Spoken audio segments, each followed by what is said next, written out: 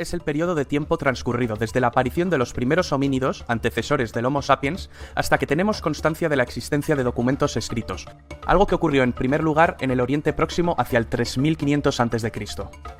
Durante este periodo vamos a ver cómo el hombre pasa de vivir en cavernas a ver la aparición de sociedades complejas que dieron lugar a los primeros estados y civilizaciones.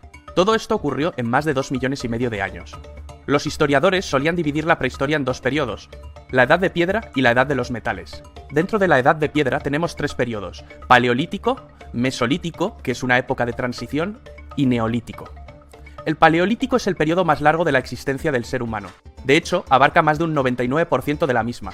En el Paleolítico, el hombre, y cuando decimos hombre no nos referimos al Homo sapiens actual, sino también a sus antepasados del género Homo, aprende a tallar pequeños utensilios de piedra, de hueso y de asta de animal. En este periodo también hay evidencias de que aprende a domesticar el fuego.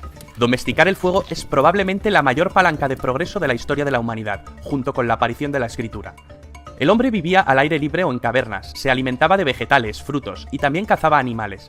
Estamos ante una sociedad cazadora-recolectora. Aunque pudiese vivir temporadas en una misma cueva para subsistir, debía moverse a aquellas zonas donde abundase más la comida. Es decir, el hombre era nómada. Los expertos sitúan la aparición del primer Homo sapiens, el primer ser humano moderno, en África. La denominan Eva mitocondrial, y de aquí surgió toda la humanidad. Sería como nuestra tatarabuela. El Homo sapiens acabó colonizando toda la Tierra y se encontró con diferentes especies del género Homo que habían evolucionado de manera distinta en diferentes partes del mundo. Por ejemplo, cuando llegó a Europa convivió con el hombre de Neandertal.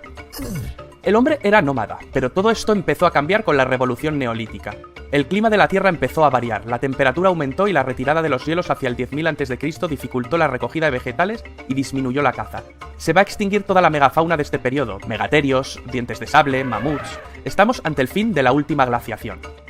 Se denomina revolución neolítica a una transformación radical de la humanidad en cuanto a su modo de vivir. La sociedad pasa de ser nómada a sedentaria. Neolítico significa piedra nueva, pues el hombre desarrolla una industria lítica más sofisticada donde la piedra se pulimenta, distinguiéndose de la industria lítica del Paleolítico, mucho menos refinada. Pero esta no es la verdadera revolución acontecida en el Neolítico. La verdadera revolución fue la aparición de la agricultura y la ganadería. ¿Cómo aparece la agricultura y la ganadería? El hombre se tuvo que conformar con lo poco que le ofrecía el nuevo ecosistema: jabalíes, cabras, conejos. Muchas zonas de la Tierra se convirtieron en zonas desérticas. El hombre se instaló en las cuencas de los ríos que eran fértiles: el Nilo, el Tigris, el Éufrates. Es aquí donde empieza el proceso de neolitización, en la zona que conocemos como creciente fértil, con forma de media luna. Este cambio no se produjo de forma rápida, ni de la misma manera en todos los lugares, y tampoco ocasionó el abandono de las anteriores formas de vida. La domesticación de animales se produce en esta época, a excepción de la domesticación del perro, que es anterior. Después del perro, le llegó el turno a la cabra, a la oveja, al cerdo.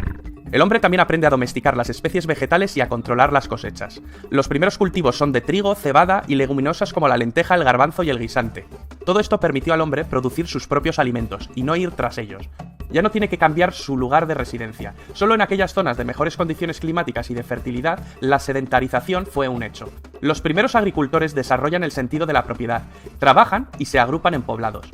Podemos citar como los poblados neolíticos más importantes a Jericó, Palestina, Tel Mureybet, Siria, y Cataluyuk, península de Anatolia. Estos poblados empiezan a tener excedentes de alimento que pueden almacenar siempre y cuando las cosechas fueran buenas, pues el nuevo sistema productivo podía irse al traste si no llovía o los vecinos de los poblados de al lado les robaban el alimento. Con el excedente surge el comercio y también la necesidad de protección. La sociedad se jerarquiza. En este contexto aparecen los estados y los ejércitos. En Mesopotamia se suceden a lo largo de 3 milenios diversos pueblos que fundan civilizaciones: sumerios, acadios, babilonios, asirios. La escritura nace en Mesopotamia, a partir de algún sistema contable que servía para contar el ganado y las cantidades de grano. Es la escritura cuneiforme, a base de pictogramas que grababan con un punzón en tablas de arcilla que después cocían.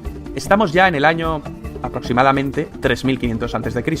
Es en este punto cuando el ser prehistórico comienza a escribir la historia.